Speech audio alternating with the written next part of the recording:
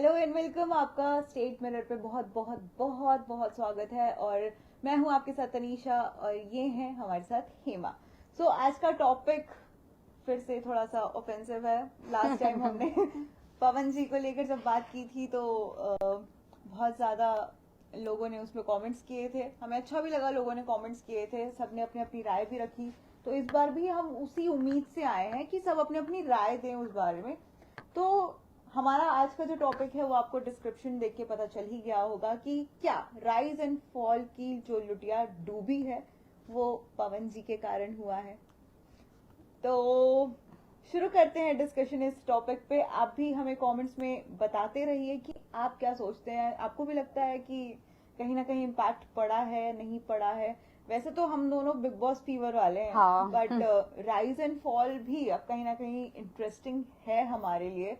और कहीं ना कहीं अब थोड़ा अच्छा भी लगा देख के कि एक एलिमेंट था जो शायद निकल गया। इसकी वजह से राइज एंड फॉल थोड़ा डाउन फॉल हो हो रहा रहा है, है। फॉल हो रहा है, राइट।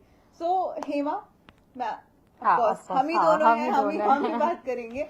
तो आपको क्या लगता है कि पवन जी के अंदर ऐसी कौन सी, मतलब ऐसा कौन सा चार्म था या फिर उनका जो फैन बेस है उस वजह से राइज एंड फॉल का टीआरपी जो है वो इतना डाउन हुआ है उनके जाने के बाद? हाँ, मेरे को लगता है कि पहला ऑफ कोर्स फैन बेस सबको पता है कि जैसे पावर स्टार, जैसे बॉलीवुड में सलमान है, वैसे ही उनको अदा दिया जाता है कि वो भोजपुरी के सलमान खान है। और दूसरा मुझे लगता है कि आई थिंक ये वाला साइड किसी ने पवन जी का नहीं देखा था। हाँ, मतलब मैंने हमेशा उन्हें बहुत सीरियस फेस में देखा है। राइट। और कभी उन्होंने कुछ बोल दिया तो बोल दिया, बट जो उनका मजाकिया अंदाज, ये जो चुलबुलापन हमने देखा ना, आई थिंक वही टीआरपी का सबसे बड़ा गेम था। और उनके जाने से मुझे लगता है, अब अगर देखो मेरा मानना है कि मुझे एडिट ही नहीं दिखाई दे रहे उसके राइज एंड फॉल के। हम सोशल मीडिया पर अब बिल्कुल भी, पहले पवन हाँ। जी डांस करते हुए, पवन जी गाते हुए, पवन जी फ्लर्ट करते हुए इतने सारे एडिट्स सोशल मीडिया पर वायरल हो होते रहे थे, थे। बट अब सच में कोई भी एडिट नहीं वायरल हो रहा है, हमें भी नहीं दिख रहा है। हाँ। हम लोग ऑफकोर्स टीवी शोज को बहुत ज्यादा फॉलो करते हैं, हमें भी रिसर्च करनी होती है, तो हमारे ऑटोमेटिक इंस्टाग्राम पे एल्गोरिदम बननी होती है। बट आप एकदम सही बात, ये एकदम सही टॉपिक है कि वो एडिट्स पता नहीं गायब ही हो गए, गायब ही हो गए। हाँ, मतलब ठीक है, ऐसा नहीं है कि मतलब जैसे पवन जी होते थे तो बाकी लोग भी फेमस हो रहे थे, लेकिन अब मुझे लगता है अब किसी के बन ही नहीं। देखो, सिंगल भी नहीं किसी का एडिट मतलब इतने दिनों से मुझे नहीं आया है पर्सनली, मेरी फीड में नहीं आया, तो मुझे नहीं पता कि वो क्या कर रहे हैं, क्या नहीं कर रहे हैं, कैसा गेम है। तो मुझे लगता है कि पवन जी की जो थोड़ा चुलबुलापन था, एक तो वो भोजपुरी एक्सेंट बहुत लोगों को फनी लगता है, अच्छा लगता है, इस वजह से भी बहुत उससे गेन हुआ है। राइट। हमारे बीच में भी एक है जो बहुत पसंद करती है, बट हाँ, आज वो हमारे हाँ, साथ यहाँ नहीं है फिलहाल।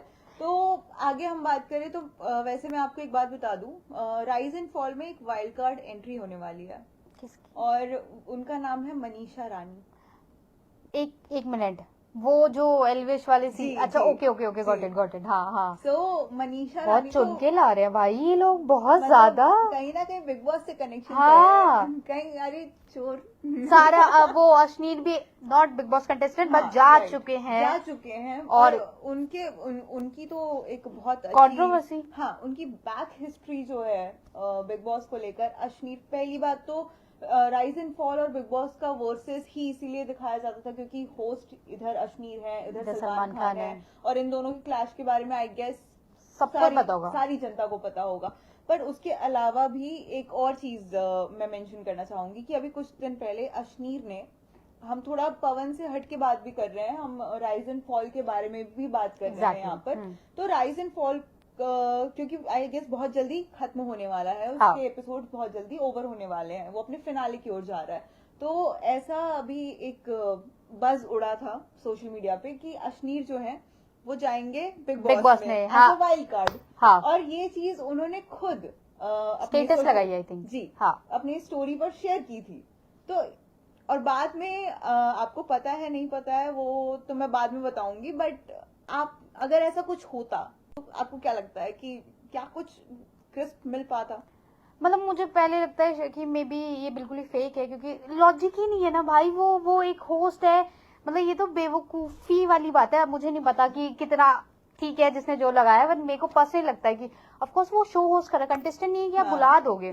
तो इस बात मे बी टीआरपी के लिए ऐसा किया जा रहा हो कि उन्हें पता है कि डाउनफॉल चल रहा है, और बिग बॉस अभी हमेशा ही अच्छा चलता है। उसकी ओरिजिनलिटी यही है कि वो एक्चुअली एक फेक हाँ। पोस्ट था। फेक पोस्ट नहीं बोल सकते, उनको एक मेल आई थी, बट वो मेल जो थी वो फेक थी। तो एट द एंड ये चीज सामने आई थी, और उसके बाद अश्नीर का खुद का मीम बन गया इस मामले में। क्योंकि देखिए, आई गेस भाईजान के वो एक एल्विश को लेकर एक लाइन है जो बोलते हैं लोग कि एल्विश भाई के आगे कोई बोल सकता है क्या? तो भाई सेम लाइन है कि भाईजान के आगे कोई टिक सकता है क्या? नहीं टिक सकता भाई।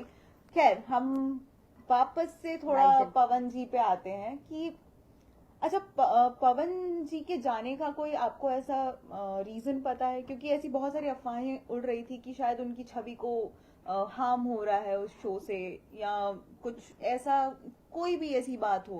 बट मुझे पहले लगा, हालांकि मुझे कंटेस्टेंट लगे थे, मुझे भी बहुत शॉकिंग लगा जब उन्होंने आखिरी अपनी स्पीच दी कि मैं जनता के लिए जा रहा हूँ। मेरे को आई थिंक वो पॉलिटिक्स करते हैं मैं इसलिए चुप रहूंगी। हाँ, मतलब हमें इतना मुझे नहीं पता इसलिए, बट उन्होंने ऐसा बोला था कि मैं जनता की सेवा करने जा रहा हूँ। मेरे को लगता है कि शायद मतलब पता नहीं, आई थिंक इमेज को हार्म तो नहीं, इमेज तो उनकी बहुत सुधरी है वहां जाकर जिस तरीके से। मतलब मुझे नहीं लगता किसी ने वो वाला फेस, जैसे बोलते हैं ना हर इंसान में दो लोग होते हैं, क्यूट फेस, बबली फेस, एकदम मस्ती हैप्पी, हमेशा हंसते मुस्कुराते बातें करते हुए, तो मुझे लगता है हार्म तो नहीं हुआ है। खैर ऑफकोर्स ऐसे शोज में तभी जाया जाता है इंसान को जब वो कुछ और बेटर या क्लीन करना चाह रहे हो। तो मेरे को ऐसा कोई पर्सनली नहीं पता चला कि इसके पीछे क्या था, बट मुझे ये भी समझ नहीं आया कि अगर आपको पता ही था कि आपको जाना है तो शायद आपको उस टाइम पर नहीं आना चाहिए था, क्योंकि ये शो के लिए भी बहुत बड़ा लॉस है। ये बहुत बड़ा लॉस है। हमने इस पे बहुत लंबी डिबेट की थी, और हमारी काइंड ऑफ बहुत इंटरेस्टिंग डिबेट बोलो या थोड़ा इंटेंस डिबेट बोलो हुई है इस बारे में कि भाई राइज एंड फॉल और big boss, rise and fall और बिग बॉस। अब राइज एंड फॉल कहीं ना कहीं टक्कर में तो था। मैं अच्छे खासे एक्सेप्ट कर रही हूँ, आज मैं उस चीज को एक्सेप्ट कर रही हूँ। मैं भले ही उस दिन बिग बॉस की तरफ थी, बट अब जो एकदम अचानक से राइज एंड फॉल का फॉल हुआ है उससे हम खुद शॉक्ड हैं। एग्जैक्टली। और तो आप भी बताइए ना, आप लोगों को क्या लगता है कि राइज एंड फॉल आगे चल पाएगा? मनीषा रानी पे भी आऊंगी। मनीषा रानी जो है वो वाइल्ड कार्ड एंट्री एज आने वाली है राइज एंड फॉल में।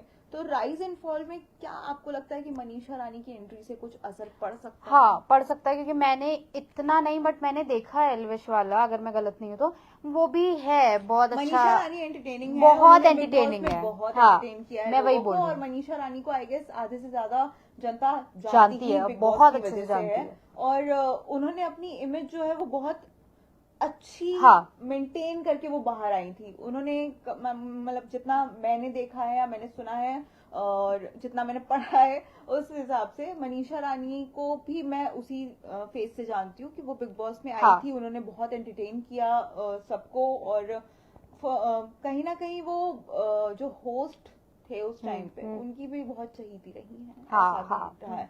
तो बिग बॉस कनेक्शन है मनीषा रानी का, तो मे बी शायद वो कुछ अपना नया एंटरटेनमेंट लेकर आए, और हम भी यही उम्मीद करते हैं क्योंकि राइज एंड फॉल को एक एंटरटेनमेंट की बहुत ज्यादा जरूरत है। इवन मैं आपकी बात करती हूँ, मैंने भी एक छोटा सा क्या आता है जो रील आया था, मुझे ऐसा लगता है कि लैला जो आरुष है, अगर मैं गलत नहीं हूँ आरुष ही है, तो आरुष ने अश्विन ग्रोवर को काइंड ऑफ हड़काया है। मतलब वो कहता है कि मैं आपकी भी नहीं सुनूंगा, उसने ऐसे करके बोला। मतलब भाई वो होस्ट है। और फिर उसके नीचे ऐसे एडेड आए थे कि हर कोई मतलब सलमान खान नहीं होता है। तो मुझे लगता है कहीं ना उनके कंटेस्टेंट भी ऐसे, क्योंकि आपको हार्ड होना पड़ता, चाहे आप कुछ भी बोलो। कुनिका ने फराह खान से बदतमीजी करती कुनिका, लेकिन सलमान से कभी नहीं कर सकती। थोड़ा सा बिग बॉस भी डिस्कस कर लेते हैं, हमारा फेवरेट टॉपिक है तो हम उसको पीछे नहीं छोड़ सकते हैं। तो कुनिका की आपने बात कही है, मैं कल का ही जो वीकेंड का वार था मैं उस पर थोड़ा सा बात करूंगी कि कल जो वीकेंड के वार में कुनिका ने खान साहब करके वो जो रिस्पेक्ट उन्होंने दी, एंड आई वाज लाइक अच्छा ओके, ये तो कुछ अलग कुनिका निकल के बाहर आ रही है। कुनिका, हाँ आपने एकदम सही टॉपिक ये बाहर निकाला कि कुनिका जो है मतलब वो वैसे तो बहुत बदतमीज है, उनको बात करने का तरीका नहीं आता है, वो भले ही कितनी भी बड़ी एज की हो, आई थिंक रिस्पेक्ट लेने देने वाली चीज होती है, हाँ। वो बहुत it's a give and take वाली चीज। सो अब उस हिसाब से कुनिका जो बोलती हैं कि लोग मेरी रिस्पेक्ट नहीं करते हैं, तो वो इसीलिए नहीं करते क्योंकि आप भी दूसरों की रिस्पेक्ट नहीं करती है। बट हाँ, सलमान के आगे तो भाई मैंने फिर से एक ही लाइन बोली है यहाँ पे कि भाईजान के आगे कोई नहीं बोल सकता। इवन इसी से ना आपका शो का थोड़ा औहदा या एक मतलब क्या बोलते हैं रिस्पेक्ट या तरीका पता चलता है। अश्विन को उसने ऐसे ही सुना दिया जैसे मैं और तनीषा मतलब दोस्त आपस में बदतमीजियां कर रहे हो एक दूसरे से, लड़ रहे हो कि तू मुझे मत बोल, तू कौन होती है। हाँ। अरे भाई कुछ भी हो, वो अश्विन है, मतलब एटलीस्ट उसने अपने जीवन में तो बहुत कुछ किया है ना। उनकी कंट्रोवर्सी अलग है, वो सीधा बोल देता कि मैं आपको भी बोल रहा हूँ ऐसे, आप मत बोलिए, और वो यूं मतलब मुझे ऐसा लगा कि यार क्या मतलब। कहीं ना कहीं आई गेस अश्विनी का जो नेचर है उस पे भी एक बात आती है। मुझे वो बहुत सॉफ्ट नेचर, देखिए मैंने उनको शार्क टैंक में देखा है, मैंने उनको बिग बॉस में भी आते हुए देखा, मैंने उनको पर्सनल जो वो बाहर बाइट्स देते हैं, बोलते हैं चीजें, वो बीच में उनकी जो भी कंट्रोवर्सी हुई थी उस टाइम तक भी मैंने अश्विनी का हमेशा बोल्ड अवतार देखा है। मतलब ही वाज लाइक मैं अपना स्टैंड लेता हूँ, मैं लेकर रहूंगा, उनका एटीट्यूड वैसा रहा है। बट कहीं ना कहीं राइज एंड फॉल में मुझे ऐसी उम्मीद नहीं थी। मुझे सच में उम्मीद थी कि वो कहीं ना कहीं अपनी पर्सनालिटी थोड़ा सलमान खान जैसी रखेंगे, वो अपना औहदा बनाएंगे, क्योंकि शार्क टैंक में उनको कन्विंस करना इतना मुश्किल हुआ करता था। और उस हिसाब से यहाँ पर अश्नीत ने अपना थोड़ा सा वैल्यू जो है वो कहीं ना कहीं गिराई है। हाँ, मुझे इस केस में ऐसा लगता है कि जितना सबको ना अश्नीत सिर्फ शार्क टैंक के एक डायलॉग से याद है, ठीक है, कि वही कि मैं तेरा दोगलापन निकालता हूँ समथिंग, ठीक है।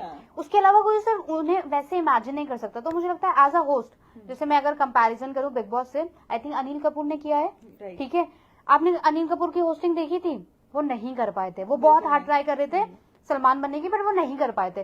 तो मुझे ये भी लगता है कि होस्टिंग सबसे नहीं हो सकती, और सबने ना एक पैमाना सेट कर लिया है सलमान को देख के कि नहीं भाई ऐसे बोलते हैं या वो उनका तरीका है, मेरे पे जो चीज सूट करती है मुझे लगता है वो आप पे करेगी। तो मुझे लगता है कि बेटर है मैं मेरे तरीके से आपसे बात करूं, शायद कुछ नया निकल के आए, लोगों को पसंद आए। तो मुझे लगता है लेकिन अश्विन का ऐसा नहीं है, वो बहुत स्टेप होके हाँ बता करना, हाँ एग्जैक्टली बता, हाँ ठीक है, वो सब पे सूट नहीं करता है। तो इस वजह से मुझे लगता है कि शायद शो में ना वो चटपटी चीजें या वो बातें, खुद का एलिमेंट, एग्जैक्टली वो जो एलिमेंट पवन जी लेकर आए थे शो में, वो कहीं ना कहीं उनके जाने के बाद खत्म हो चुका है। और राइज एंड फॉल की टीम को और राइज एंड फॉल को कहीं ना कहीं इस चीज पे काम करने की बहुत ज्यादा जरूरत है। सो हम लाइव यहीं पर अब खत्म करते हैं। हमारा ओपिनियन आपने सुन लिया है, आप हमें कमेंट्स में अपने ओपिनियन बताइए, और आप बताइए कि आप पवन जी को मिस कर रहे हैं कि नहीं कर रहे हैं, क्योंकि मैं तो कर रही हूँ, आप बताइए। पर लास्ट टाइम एक चीज जाते जाते पवन जी ने धनश्री को बोला था कि जिस दिन तुम साड़ी पहनोगी मैं जरूर आऊंगा जहाँ पे, अगर धनश्री प्लीज साड़ी पहनो और हमें देखना है उनको। हम चाहते हैं भले वो एज ए कंटेस्टेंट नहीं कैसे भी आए, स्टेज पर आ जाए, बट आए जरूर। हाँ। और स्टेट मिरर की तरफ से आपको चाचा बाय बाय, और ऐसे ही आप 3 बजे 3:30 बजे हमारे साथ जुड़ा कीजिए और अपने ओपिनियंस हमें बताइए, और हमें बताइए कि हम और किस टॉपिक पे किस मुद्दे पर बात करें। और ठीक है, बाय बाय।